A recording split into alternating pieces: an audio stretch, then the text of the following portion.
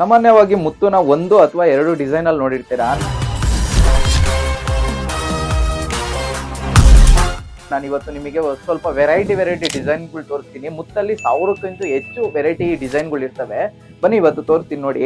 ಇದು ಸೂರ್ಯ, ಇದು ನಮ್ಮ ದೇಶದ 4 ತಲೆಯ ಸಿಂಹ, ಆಮೇಲೆ ಇದು ಗಣಪತಿ, ಇದು ಸಾಯಿಬಾಬಾ, ಆಮೆ, ಮತ್ತೆ ಮುಸ್ಲಿಂ ಅವ್ರದ್ದು 786 ನಂಬರು, ಮತ್ತೆ ಇದು ಕ್ರಿಶ್ಚಿಯನ್ ಅವ್ರದ್ದು, ಮತ್ತೆ ಇದು ಸಿಂಹ. ಇವ್ರ ಹತ್ರ 1000 ವೆರೈಟೀಸ್ ಆಫ್ ನ್ಯೂಕ್ಲಿಯಸ್ ಇರುತ್ತೆ. ಈ ನ್ಯೂಕ್ಲಿಯಸ್ ಮುತ್ತಾಗಿ ಕನ್ವರ್ಟ್ ಆಗೋದು ಯಾವ ರೀತಿ ಅಂದ್ರೆ, ಇದನ್ನ ಕಪ್ಪೆ ಚಿಪ್ಪೊಳಗಡೆ ಹಾಕಿ ಈ ನ್ಯೂಕ್ಲಿಯಸ್ ನೀರೊಳಗಡೆ ಬಿಟ್ಟ ಮೇಲೆ ಈ ನ್ಯೂಕ್ಲಿಯಸ್ ಮೇಲೆ ಪರ್ಲ್ ಫಾರ್ಮ್ ಆಗುತ್ತೆ 18 ತಿಂಗಳ ಆದ ನಂತರ.